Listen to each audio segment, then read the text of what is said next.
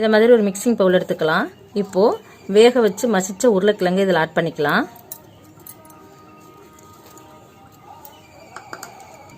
கால் teaspoon மஞ்சத்தூள், அரை teaspoon மல்லித்தூள், 1 ஸ்பூன் சில்லித்தூள், 1/4 டீஸ்பூன் மிளகுத்தூள், 1/4 டீஸ்பூன் ஜீரகத்தூள், அரை ஸ்பூன் உப்பு. இப்போ இதை நல்லா மிக்ஸ் பண்ணிக்கலாம். வாட்டர் ஆட் பண்ணக்கூடாது.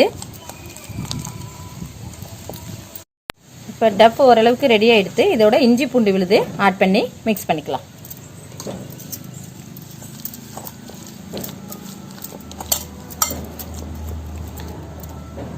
இப்போ இது கூட 1 டேபிள் ஸ்பூன் அவல் ஆட் பண்ணிக்கலாம்.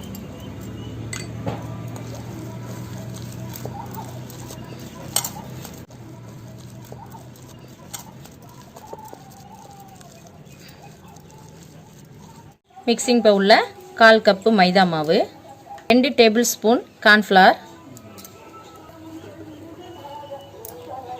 1/4 டீஸ்பூன் மிளகுத்தூள், 1/4 கப்பு வாட்டர். நல்லா மிக்ஸ் பண்ணிக்கலாம்.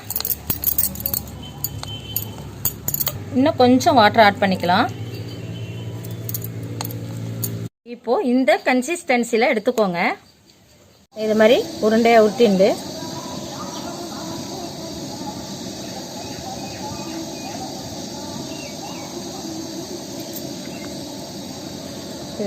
பிரெட் கிராம்ஸ் எடுத்துங்க. பிரெட்டை ஜாரில் பொடி பண்ணி எடுத்துருக்கிறது தான் பிரெட் கிராம்ஸ். அதில் இதை வந்து அப்படியே டிப் பண்ணிக்கோங்க. இந்த மாவில் இதை டிப் பண்ணிக்கலாம்.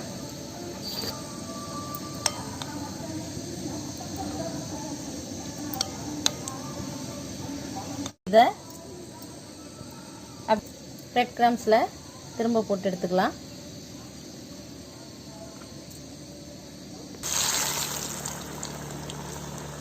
ஆலு டிக்கி ரெடி ஆகிடுது. நெக்ஸ்ட் என்ன செய்யலான்னு பார்க்கலாம். பர்கருக்கான சாஸ் ரெடி பண்ணிக்கலாம். 1 table spoon sauce chilli sauce, 1/2 table spoon tomato sauce. நீங்கள் நல்லா மிக்ஸ் பண்ணிக்கலாம். இதில் மயோனைஸ் சேர்த்திங்கன்னா நல்லா டேஸ்ட்டாக இருக்கும்.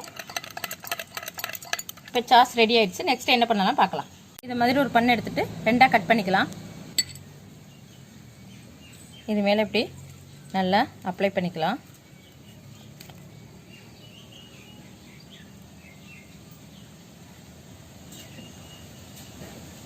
இப்போ நம்ம ரெடி பண்ணி வச்சுருக்க ஆலு டிக்கியை இது மேலே வச்சுக்கலாம். இப்போது இது மேலே 1 ஸ்பூன் சாஸ், இது மேலே கோஸ், இது மேலே டொமேட்டோ, இது மேலே ஆனியன், இது மேலே கேப்சிகம், இது மேலே இந்த பன் அப்படியே வச்சுக்க வேண்டியதான். இப்போது பர்கர் ரெடி ஆகிடுது.